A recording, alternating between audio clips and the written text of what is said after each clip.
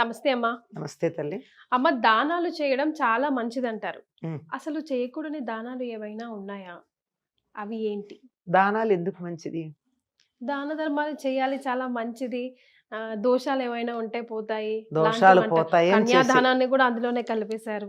దానం చేసేస్తారంట ఆడపిల్లల్ని. అది అన్ని దానాలు చెయ్యొచ్చు. ఎందుకు? ఎవరికి చెయ్యాలి? అది కూడా ఆలోచించాలి. పాత్రత ఎరిగి దానం చేయాలి. హ్మ్. చెయ్యకూడనివి కొన్ని దానాలు ఉన్నాయమ్మా. ఒకటి అపాత్ర దానం చేయకూడదు. అంటే అమ్మా? అపాత్ర దానం అంటే అర్హత లేని వాళ్ళకి దానం చేయడం. ఓహ్! ఓకే. ఉదాహరణకి హ్మ్. ఒక తాగుబోతున్నాడు. మరి. వచ్చి డబ్బడిగాడు. హ్మ్. మనం జాలిపడి ఇచ్చాం. వాడెళ్ళి తాగి ఎవరినో చంపేశాడు. వాడు ఆ వ్యక్తిని చంపడానికి, వాడు తాగడం కారణం. తాగడానికి మనం ఇచ్చిన డబ్బులు కారణం. అందువల్ల మనం చేసింది అపాత్ర దానం. హ్మ్. కరెక్ట్. అపాత్ర దానం చేయకూడదు. మనం గమనించినట్టయితే మా అమ్మాయి పరీక్ష ఫీజు మన టికెట్ పోయిందండి. హ్మ్. నేను వస్తూ ఉంటే పర్సు పోయింది. అమ్మాయికి ఫీజు కట్టాలి. ఎట్లా పర్సు పోయింది? టికెట్ ఊరెళ్ళడానికి డబ్బు కూడా లేదు అని అడుగుతాడు. నిజంగా రెస్టారెంట్స్ మనం ఏదో మధ్యలో. 50 100 ఇస్తాం ఇక్కడ. అవునమ్మా. మళ్ళీ కొంచెం దూరం పోయాక మర్నాడు మళ్ళీ ఇదే కారణం చెప్పి అడుగుతాడు. అవును. ఇంకో రోజు ఇంకో ప్లేస్లో ఇదే కారణం చెప్పి అవును. అడుగుతాడు. అట్లాంటి వాళ్ళకి దానం చేయొచ్చా? చేయకూడదు అస్సలు. అస్సలు చేయకూడదు కదా. హ్మ్. కనుక దానం అన్నది అవతల వ్యక్తిని తెలుసుకుని చెయ్యాలి. మనం ఇచ్చింది వాళ్ళకి ఉపయోగపడుతుందంటే చెయ్యాలి. హ్మ్. అంతేగాని ఎవరికి పడితే వాళ్ళకి ఏది పడితే అది దానం చేయకూడదు. నియమం లేకుండా దానం చేయగింది ఒకటే ఒకటి ఉంది. హ్మ్. ఏమి అడగకుండా, అసలు అర్హత ఉందా లేదా అని అడగకుండా చేయాల్సింది ఒకే ఒక అర్హత ఏమిటంటే, ఆకలి అన్నటువంటి వాడికి ఆకలి అనే అర్హతతో అన్నదానం చేయొచ్చు. హ్మ్. అంతే. అన్నదానానికి మాత్రం అవతల వాడు మంచివాడా, చెడ్డవాడా, దుర్మార్గుడా, దుష్టుడా ఇవేమీ ఆలోచించక్కర్లా. వాడికున్న అర్హత ఏమిటంటే ఒకే ఒక అర్హత, ఆకలిగా ఉండడం. అసలు భిక్షాటన చేసే వాళ్ళకి కూడా ఈ మధ్య మీరు గమనించారా అమ్మా? హ్మ్. మనం తింటున్నప్పుడు ఎవరైనా మనం ఇప్పుడు సిగ్నల్స్ దగ్గర ఆగినప్పుడు వస్తే గబుక్కున తీసిస్తే ఆహా వద్దండి మాకు డబ్బులే కావాలని అదే కదా. అడుగుతారమ్మా. అంటే వాడికి కావాల్సింది ఆకలేసి అడగట్లా, వేరే రకాలైనటువంటి భోగాలకో, చెడ్డ పనులకో, కూడని పనులకో ఆ డబ్బు తీసుకుంటున్నాడు. అందుకే మా తాతగారు అంటాం మేము, మా గురువుగారి తండ్రి ఆయన చెప్తారు, హ్మ్. జాలి పడితే జారి పడ్డట్టు అని. హ్మ్. దయ కలిగి ఉండాలి కానీ జాలి పడకూడదు. మరే. దయ అంటే అవతల వాళ్ళతో వాళ్ళకున్న బాధను మనం పంచుకోవడం. పంచుకునేటటువంటి ఒక లెవెల్. అంతేగాని నేను ఇక్కడున్నాను వాళ్ళు అక్కడున్నారు అనుకుంటే మనం అక్కడికి వెళ్ళిపోతాం. మరే. అంచేత మీరు ఎవ్వరికైనా సరే నేను అదే చెప్తా, వస్తే కూర్చోండి, అరగంటలో మీకు నాకు తోచిన పదార్థాలు వేసి మీకు కమ్మగా భోజనం పెడతా. అంటే అరగంట కన్నా ఎక్కువ పట్టదు వంట చేయడం ఈ రోజుల్లో. మరే. ఆహా, డబ్బులు ఇవ్వండి. హ్మ్. నేను నా జన్మలో నేను డబ్బులు ఇవ్వనమ్మా ఎవరికి. హ్మ్. వస్తువులు ఇస్తా. పిల్లలు చదువుకుంటున్నారంటే పుస్తకాలు లిస్టు పట్టరా కొనిస్తా. స్కూల్ ఫీజు రిసీట్ తీసుకురా ఇస్తా. హ్మ్. ఆ రసీదు నలుగురు దగ్గర చూపించుకోవచ్చు, అది వేరే మాట. హ్మ్. లేదు నేనే స్కూల్కి వెళ్ళి కడతా. ఇట్లా చెయ్యాలి కానీ డబ్బులు ఇస్తే 10 మంది దగ్గర పిల్లల స్కూల్ ఫీజుని తీసుకుని సాయంకాలం బారుల దగ్గర కనపడే వాళ్ళు బోల్డు మంది ఉన్నారు. ఉన్నారమ్మా. అంచేత అపాత్ర దానం చేయకూడదు. హ్మ్. ఎప్పుడు కూడా అవతల వాళ్ళకి ఉపయోగపడేట్టుండాలి. మనం చేసిన దానం వారికి మేలు కలిగించాలి. మనం చేసినటువంటి దానం వల్ల వాళ్ళు అధపాతాళానికి వెళ్ళకూడదు. యెస్. వాళ్ళు చేసే చెడ్డ పనులకు మనం సహాయం చేయకూడదు. ఒకే ఒక్కదానికి ఏమీ ఆలోచించకుండా చేయవలసింది అన్నదానం మాత్రమే.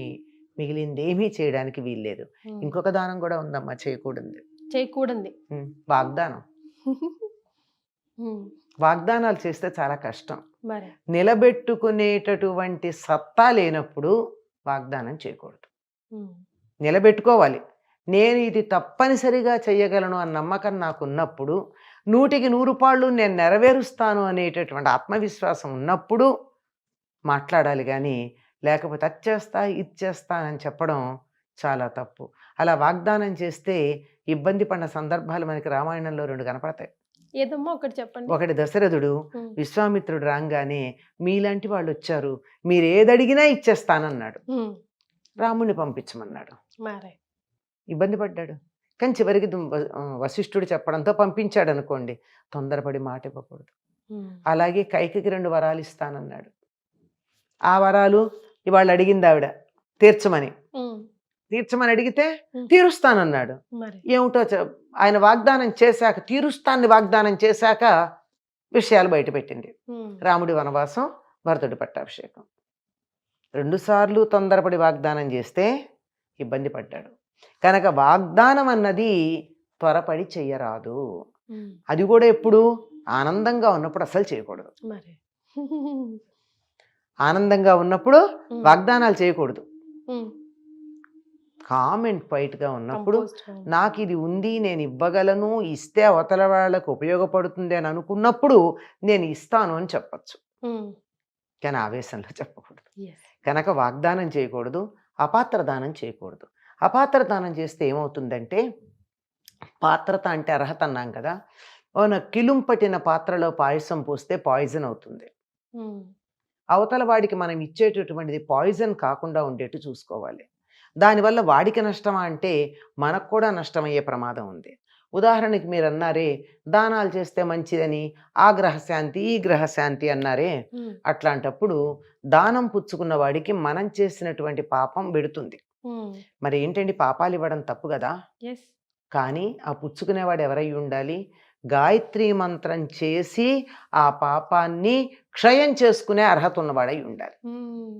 ఇది చెయ్యడం వల్ల నేను ఈ దానం తీసుకున్నాను, ఏదో గురుదోషం ఉంది, శనగల దానం తీసుకున్నా, ఆ గాయత్రి చేసి ఏదో ఇన్ని లక్షలు ఉంటాయి, నాకు లెక్క తెలియదు, కానీ దీనికి సంబంధించినటువంటి పాపం వస్తే తనది కాదు కదా, అంటుకోదు తొందరగా, అంచేత దులపచ్చు. అలా దులిపేయడానికి వీలుగా గాయత్రి కనీసం 1,00,000 చెయ్యాలి.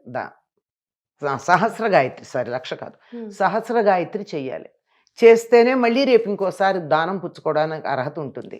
అంటే పాత్ర క్లీన్ చేసుకుని వెళ్ళాడు పుచ్చుకోవడానికి, లేకపోతే నేనంటే టీ తాగిన మరకలు అందులోనే ఉంటాయి. అవును, అంతే. చాలా మంది మధ్య తీసుకోవట్లేదు కూడా, మళ్ళీ నాకు గాయత్రి చేసే టైం లేదమ్మా. అదండి, అందుకని అలాగా గాయత్రి చేసేటటువంటి వాళ్ళకే, అంటే మళ్ళీ ఏమిటండి బ్రాహ్మణులు గాయత్రి ఇలా మీరు చాదస్తంగా చెప్తున్నారు అని అనుకోవచ్చు. దానం ఇస్తే పాపం పోతుందన్నది చాదస్తం కాదా? అది చాదస్తమైన వాళ్ళు దీని గురించి మాట్లాడడానికి వీల్లేదు, అవునా కదా? అప్పుడు నేను దానం ఇస్తే నాకున్న పాపం పోతుంది అనుకున్నవాడు గాయత్రి చేసేవాడికే ఇస్తాను అని అన్నప్పుడు నోరెత్తడానికి వీల్లేదు. నీకు ఇది జరుగుతోంది అని తెలిసి నువ్వే చేసుకో, వాడికి దానం ఇచ్చి పోగొట్టుకోవడం దేనికి కదా? ఇలాంటి కాంప్లికేషన్స్ ఉంటాయి. కొంచెం బుర్ర పెట్టి ఆలోచిస్తే ఎవ్వరికన్నా సత్యం తెలుస్తుందమ్మా. కానీ నే పట్టిన కుందేటికి 3 కాళ్ళు అనుకునే వాళ్ళు ఇలాంటి వ్యాఖ్యానాలు చేస్తారు. అందుకని అర్హత కలిగిన వాడికే దానం చేయాలి. ఏది పాపాలు పోవాలనుకుంటే. లేదు నా దగ్గర ధనం అధికంగా ఉంది, ఎదుటి వాళ్ళకి కొంచెం తక్కువగా ఉంది, వాళ్ళకి ఇద్దాము అని అనుకుంటే అలాంటప్పుడు కూడా దాన్ని సద్వినియోగం చేసుకుంటారన్న వాళ్ళకి ఇవ్వాలి. పోనీ విద్యాదానం చేయొచ్చా? అన్ని దానాల్లోకి ఉత్తమ దానం అంటే విద్యాదానం చేస్తే ఆ నాలెడ్జ్ పెట్టుకునే సమాజానికి హాని చేసేవాళ్ళు ఎంతమంది లేరు? ఇప్పుడు ప్రస్తుతం టెక్నాలజీ నేర్చుకుని ఏదో బాంబులు అవన్నీ అట్లాగే అది కాదు, ఎందుకు మన ఏమంటారమ్మా సెల్ ఫోన్లతో అవతల వాళ్ళు హ్యాకింగ్ అది చేసి ఎంత ఇబ్బంది. అది కూడా నాలెడ్జ్ ఉండే కనుక ముందు ఏ చదువు నేర్పాలన్నా, ఏ విద్య నేర్పాలన్నా మనిషిలో క్యారెక్టర్ ఎట్లా ఉందో చూసి నేర్పాలి.